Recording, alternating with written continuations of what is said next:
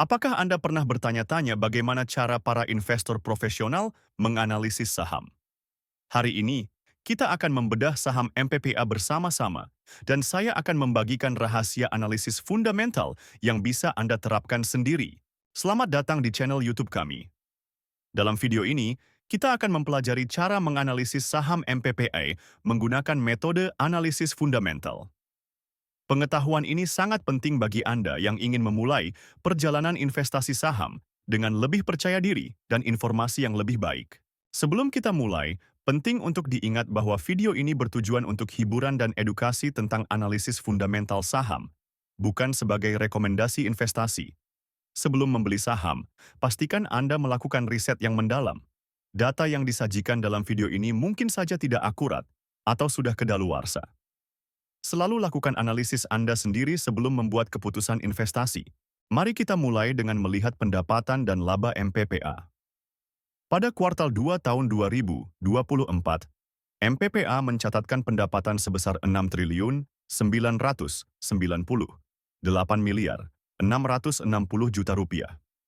Namun, perusahaan mengalami kerugian bersih sebesar 167 miliar 322 juta rupiah. Jika kita bandingkan dengan tahun-tahun sebelumnya, kita bisa melihat bahwa pendapatan cenderung stabil, namun perusahaan masih mengalami kerugian. Ini menunjukkan bahwa MPPA masih menghadapi tantangan dalam menghasilkan laba dari operasinya. Sekarang, mari kita lihat profitabilitas MPPA. Gross Profit Margin atau GPM perusahaan pada kuartal 2 tahun 2024 adalah sekitar 17,2%. Operating Profit Margin atau OPM dan Net Profit Margin atau NPM keduanya negatif, masing-masing sekitar negatif 1,5% dan negatif 2,4%. Ini menunjukkan bahwa meskipun MPPA mampu menghasilkan laba kotor, mereka masih mengalami kesulitan dalam menghasilkan laba operasional dan laba bersih. Tren ini terlihat konsisten dalam beberapa tahun terakhir, yang mengindikasikan bahwa MPPA perlu meningkatkan efisiensi operasionalnya.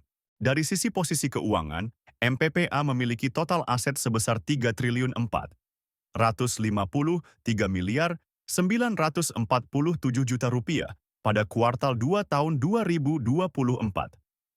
Sementara itu, ekuitas perusahaan tercatat sebesar 201 miliar 784 juta rupiah. Jika kita bandingkan dengan tahun-tahun sebelumnya, kita bisa melihat bahwa aset perusahaan cenderung menurun, sementara ekuitas juga mengalami penurunan yang signifikan. Ini menunjukkan bahwa posisi keuangan MPPA mengalami tekanan dalam beberapa tahun terakhir. Untuk menilai kesehatan perusahaan, kita bisa melihat Debt to Equity Ratio atau DER dan Equity Multiplier atau EM.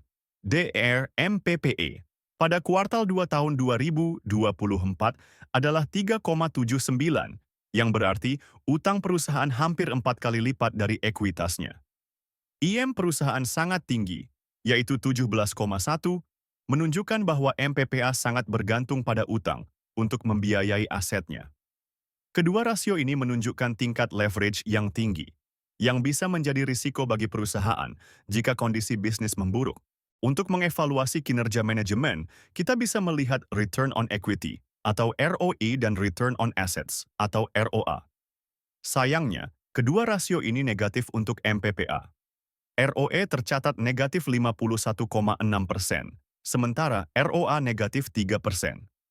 Angka-angka ini menunjukkan bahwa manajemen MPPA menghadapi tantangan besar dalam menghasilkan laba dari ekuitas dan aset yang dimiliki. Tren negatif ini telah berlangsung selama beberapa tahun, yang mengindikasikan perlunya perbaikan signifikan dalam strategi dan operasional perusahaan. Sekarang, mari kita bahas valuasi MPPA menggunakan PI Band.